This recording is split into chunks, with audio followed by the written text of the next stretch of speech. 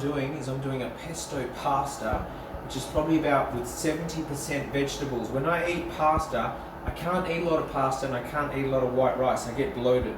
So every time I make it with loads of vegetables. Whenever I start pastas and things like this, the first thing I do is I throw my onions, throw my capsicum or garlic, and I caramelize them and just let them saute and sweat them off. So as you can see, come and have another look.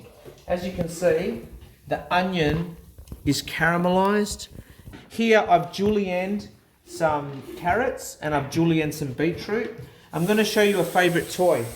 This is called a V-slicer. It's got a julienne plate and you have to watch out for your fingers. So look at this. What you do, you see this bit here, this pricky forky bit, you make sure it goes in there so you don't lose your fingers. And how good is that? How good is that? And here we are, look, those beautiful julienne strips. And the carrot, and I'm going to fold these in right at the end so I don't overcook them and they've still got a lot of crunch and bite in them. One of the things I do a lot when I cook is I actually use a hot press even while I'm cooking. Why? Because look, they're browned. It's like they've been roasted. And now, for the luxurious part of the meal, I don't have to wipe my board down. I'm just going to split this in half. Beautiful, look at that. So easy with this beast. This is the beast, the nightclub knife that we talked about in part 2.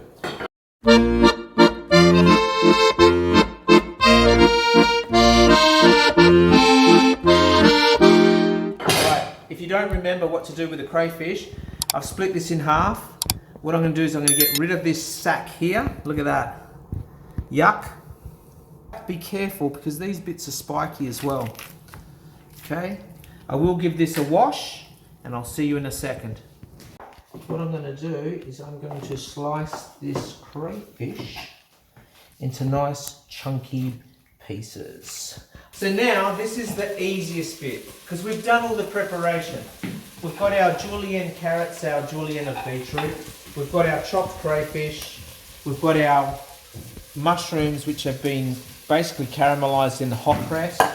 We've got our sauteed, caramelized really, onions and capsicum.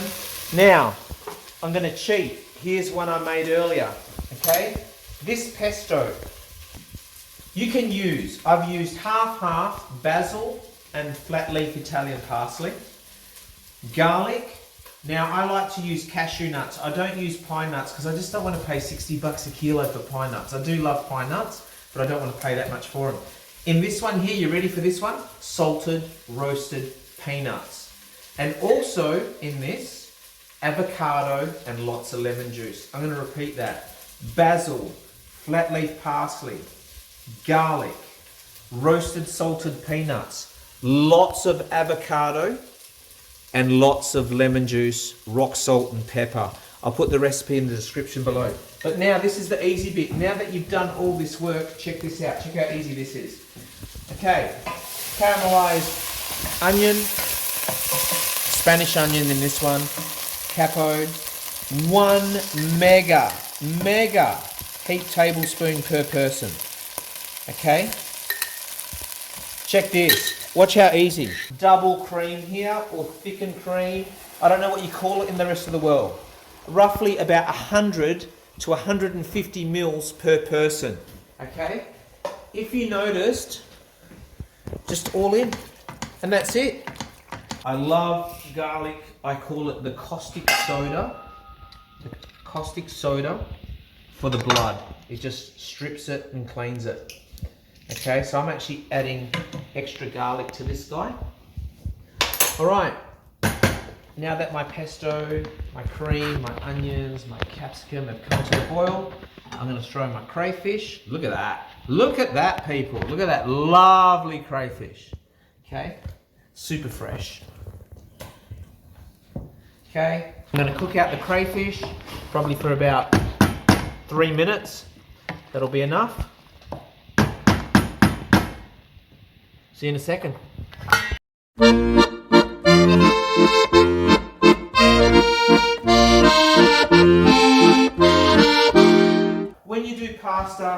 Lots and lots and lots of water.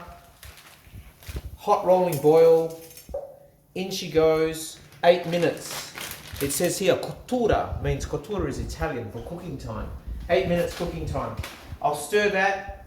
See in a bit as I'm adding everything else. So easy, so easy.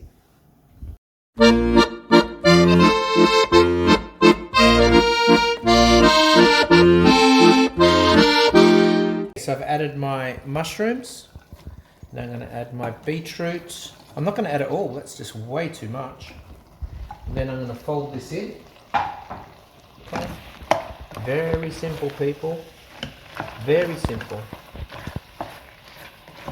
Fold this carrot and beetroot in.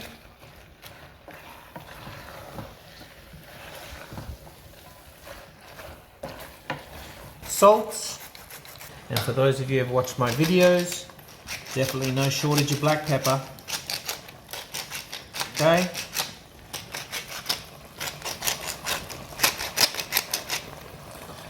Okay. And because I don't want to burn the bottom of the pot, what I'm going to do is I'm going to put this lid on. Sorry about the sauce there. And put it on low. Now we check our pasta. Now, when we cook pasta, we want it al dente. We don't want it overcooked. We don't want to burn our tongue. Explain what al dente is. I reckon it's ready. Strain the pasta. And then all I'm going to do, people, is just mix this through. That's all I'm going to do. Mix it through. Yeah. Just get that swell. To edit. Very important. Thank you, camera lady, for filming this video. Do you like the smell? Do you approve? Delicious. Is it delicious? I don't know how about that. This is Jeremy who doesn't want to be smells filmed. delicious. He just does not want to be filmed. Smells delicious. Looks All right. amazing. Is obrigada. Obrigado, which means? Obrigada. Which means? Merci beaucoup. Arigato. Thank you. Thank you. In Thank Portuguese, not Spanish, apparently. For your pasta tip, something people ask me, and don't laugh, because some people don't know this. You shouldn't laugh, eh? How do you eat pasta with a spoon and a fork? Get some pasta. For those of you who don't know how to do this, it's like using chopsticks. I didn't know how to use chopsticks, I had to practice. Get some pasta, you twirl. No secret, no big secret. And just keep twirling and twirling, because sometimes twirl, that's it. And the best bit is shoving it down your throat. There you go, thank you. Fabio, can you just be like so Right. brutally honest? Brutally honest, just brutal. Yeah, you missed out. That's all.